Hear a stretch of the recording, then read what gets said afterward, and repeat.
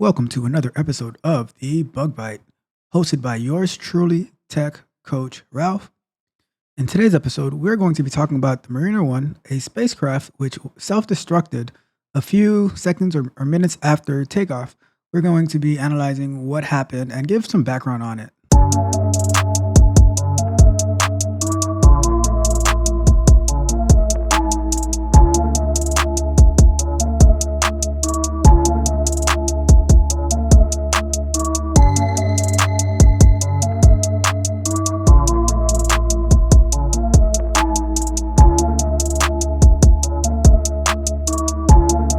If you haven't done so yet, like the video, share the video, subscribe to the channel, and check out the Patreon to see all the cool and amazing information that is being put in there just for you, right? If you're looking to level up your career, to take you to the next step, check out the Patreon, sign up today, and start winning with us, all right?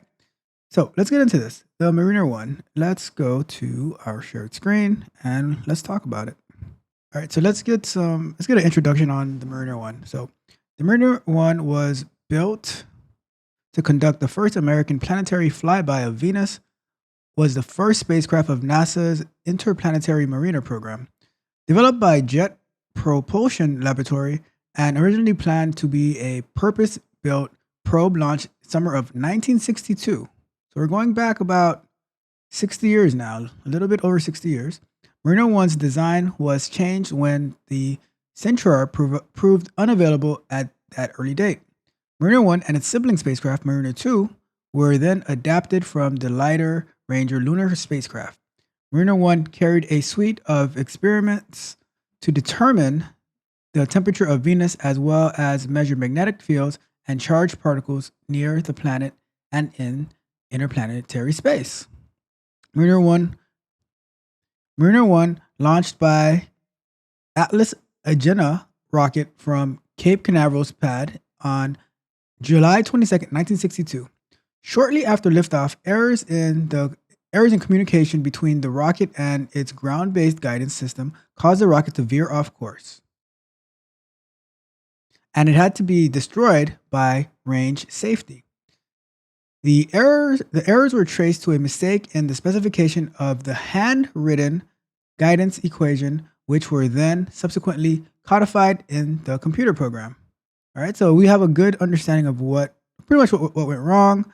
And this is, to me right now, this is an amazing story, because going back into, like, just look at how far we've gotten today in our technological advancements, and going back 60 years to see how we were already getting started, and just being able to get things into space at that time is pretty amazing. So just imagine now with the technological advancements that we have, when you think about SpaceX and all the things that they're doing over there, right? And we see how, like, the formula at the time was handwritten to try to figure these things out, and who knows exactly what the error was in that formula. But once it was put into the computer program, then something didn't go well. And so now, like, when we think about software development in today's day and time, the stress that we try to put around, writing proper unit tests, although some people, they don't adhere to it, they don't want to do it for whatever the reason may be. But having a good testing structure where you have your unit tests, you have your integration tests, you have your component tests, you have like your business layer tests, you have your UI tests, so it just shows that the importance of testing, and the more severe that the consequences are, the more strict that we should be on testing, So let's get into a little bit of the background.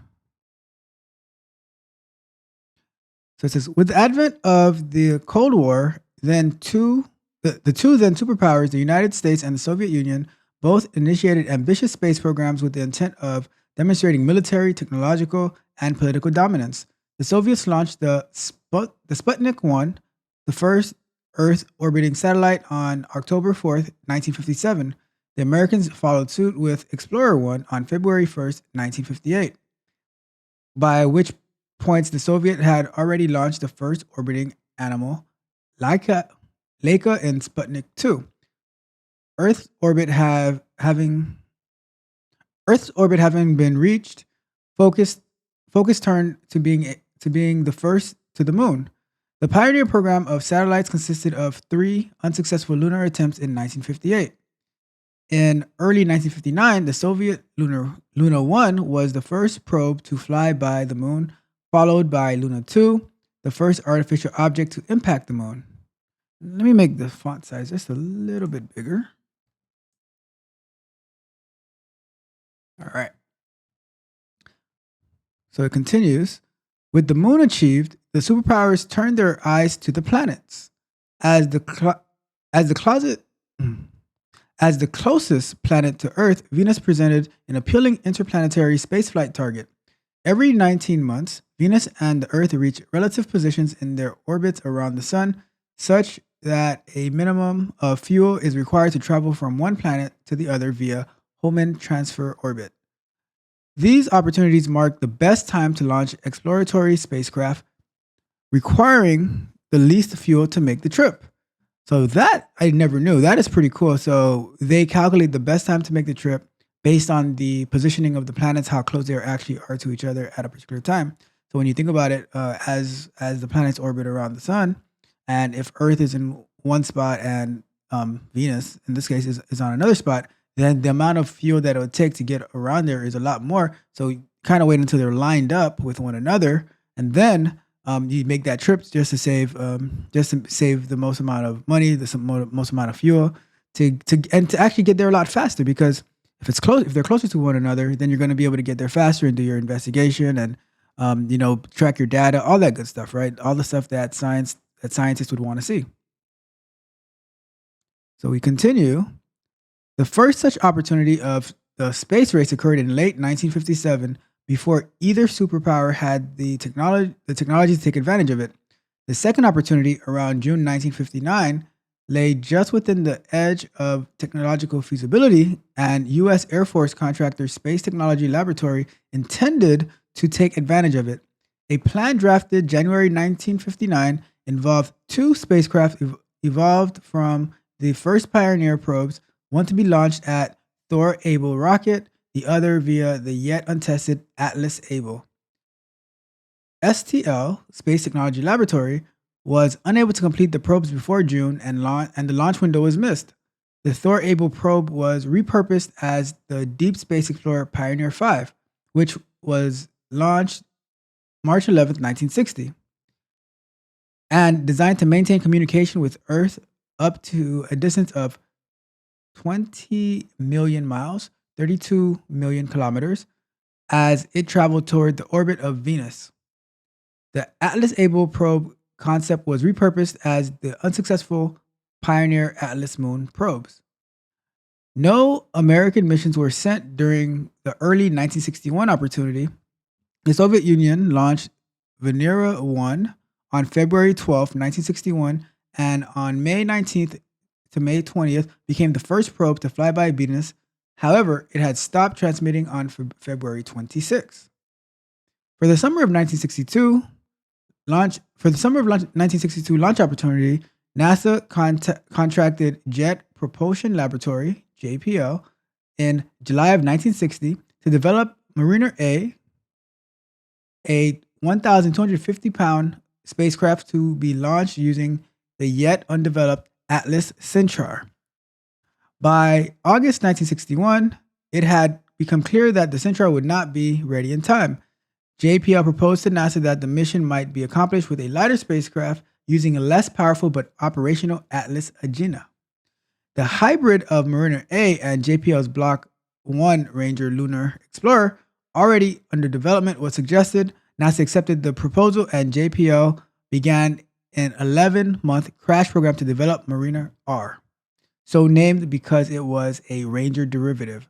Mariner 1 was the first Mariner R to be launched. All right, so we're getting some good context here about how the different countries and different companies were launching different spacecrafts to get around Venus, and how NASA contracted JPL, Jet Propulsion Laboratory, to get a craft up there.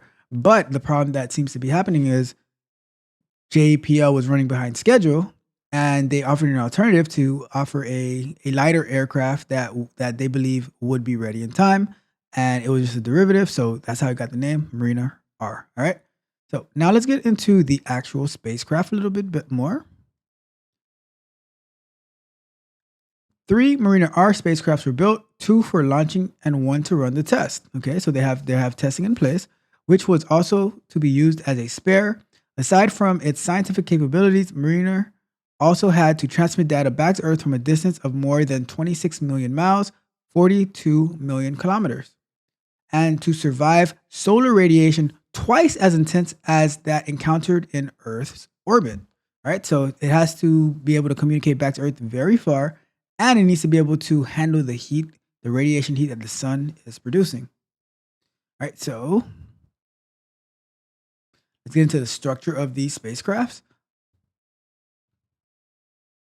All 3 of the Mariner R spacecrafts included Mariner 1, weighed within 3 pounds of the design weight of 447 pounds, 406 pounds, of which was devoted to non-experimental systems, maneuvering systems, fuel and communication equipment for the receiving, command, and transmitting data. Once fully deployed in space with its 2 solar panel wings extended, Mariner R was 12 feet, 3.7 meters in height, and 16.5 feet, 5 meters across. The main body of the craft was hexagonal with 6 separate cases of electronic and electromechanical equipment. All right. So two of the cases comprised the power system, switchgear that regulated and transmitted power from the 9,800 solar cells to the 33.3 pound, 15.1 kilograms rechargeable 1,000 watt silver zinc storage battery. 2 more included the radio receiver, the 3-watt transmitter, and control systems for Mariner's experiments.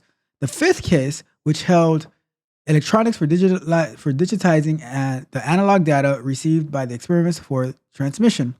The 6th case carried the 3 gyroscopes that determined Mariner's orientation in space, and it also held the central computer and sequencer, the brain of the spacecraft that coordinated all the activities pursuant to code in its memory bank and on a schedule maintained by the electronic clock tuned into equipment on Earth. So think about it. It's like an API call, right? Back in 1962, where the spacecraft, 26 million miles away, is able to connect to receive commands, like where the main brain is on Earth, right? And it connects to be able to receive commands through there. All right. So let's jump down a little bit to the actual, because we don't have to read every single detail on it, but let's jump down to the actual launch failure, right? So the launch failure. The launch of Mariner 1 was scheduled for the early morning of July 21st, 1962. Several delays caused by the trouble in the range safety command system delayed the beginning of the countdown until 11:33 p.m. Eastern Standard Time the night before. At 2:20 a.m., just 79 minutes before the launch, a blown fuse in the range safety circuit caused the launch to be canceled. Countdown was reset that night and proceeded with several holes, planned and unplanned, from 11:08 p.m. through the early morning of the next day. At 9:21 a.m. on July 22nd, 1962, Mariner 1's Atlas Agena lifted off from Pad 12. Soon after launch, the booster began drifting northeast and its planned trajectory. Corrective steering commands were sent to the rocket, but Atlas Agena instead proceeded further off course, imperiling North Atlantic Ocean shipping or inhabited areas in the event of a rocket crash. At 9:26:16 a.m., just 6 seconds before the Agena second stage was scheduled to separate from Atlas, at which point destruction of the rocket would be impossible, a safety a range safety officer ordered the rocket to self-destruct, which it did.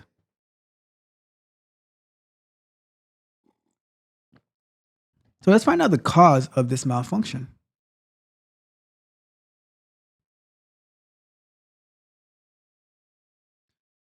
Because of the gradual rather than sharp deviation from its course, JPL engineers suspected that the fault lay in the flight's equation loaded into the computer that guided Atlas Agena from the ground during its ascent.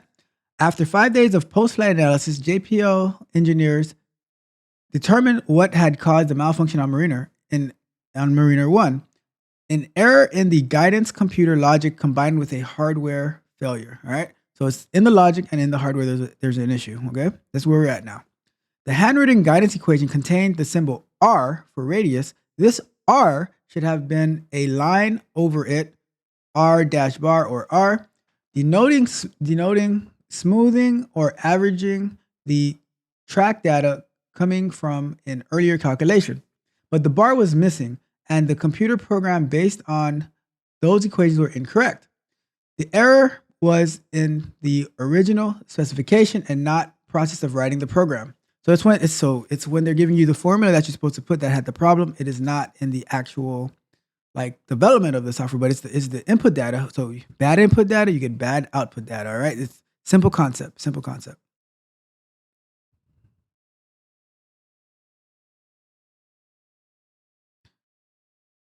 During its ascent, Mariner 1's booster briefly lost guidance lock with the ground. Because this was a fairly common occurrence, the Atlas Agena was designed to continue on a pre-programmed course until guidance lock with the ground resumed.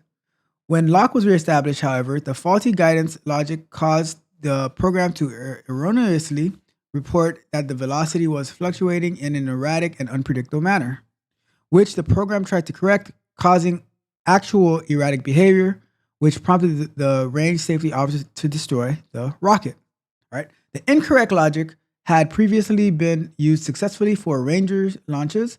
It was the combination of erroneous formula and a hardware fault which led to the Mariner's destruction. The catastrophic effect of a small error summed up the whole problem of software reliability and contributed to the development of the discipline of software engineering. All right, finishing up. Subsequent popular accounts of the incident often refer to the erroneous character as a hyphen. Subsequent popular account of the accident often referred to the erroneous character as a hyphen, describing the missing components of the symbol rather than an R bar. This incorrect mischaracterization was fueled by author C. Clarke's description of the malfunction as the most expensive hyphen in history. All right, let's see if there's anything else. I think that's it. So let's go back to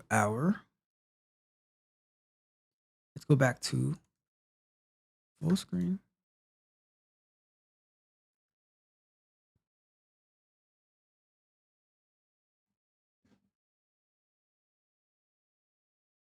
So yeah, let me know what you thought. I like this story because it goes way back in time, to all the way back to 1962, and it shows us the innovation and the thinking back then. I think to get rockets and spacecrafts into space that at that time was amazing because it just pushes the innovation and the ingenuity that we can come up with as software, like people in tech, right?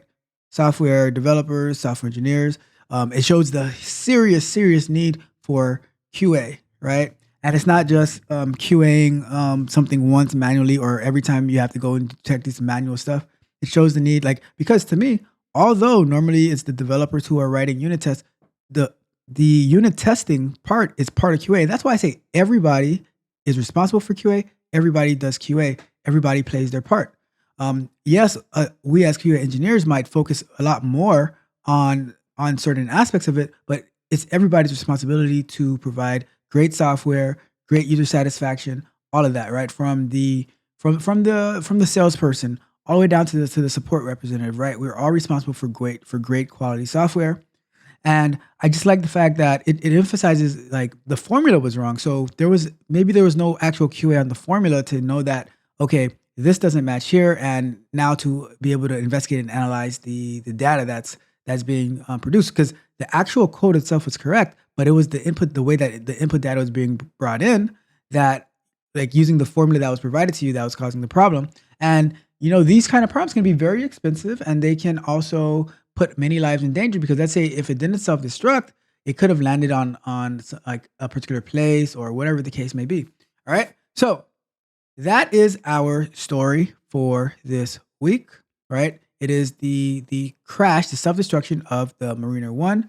Thank you guys for being here. If you haven't done so yet, on your way out, like the video, share the video with somebody who will find it useful, subscribe to the channel, hit the notification bell, become a subscriber to the channel so you can know when we're going live every time we release content like this, so you can be informed and you can continue to level up. And last but not least, if you haven't done so yet, check out the Patreon, patreon.com/techcoachralph. See all the cool and amazing stuff that we're doing in there. I have such exclusive content in there just so you can edge out that opponent. So when they're not sure whose resume to contact, they can clearly see yours and say, all right, this is the person that I want to work for me. I want to work with this person. I want to know more about them. And then once they interview you, they're like, this there's no other choice. This is the person that we want. And I help you with all of that. If you schedule personal calls with me, I'm here to help you take care of that. I am here for you. Like once you join the Patreon and you become my teammate, my family member, and my job is to work for you so you can achieve all the greatness that you have locked inside. All right. So unlock your greatness, sign up for the Patreon, and let's start winning. All right. But until next time, friends, families, subscribers, Patreon members, this is Tech Coach Ralph signing off. If you enjoyed the fascinating information shared in this video and you want more, be sure to hit the subscribe button to Tech Coach Ralph to be notified for new videos.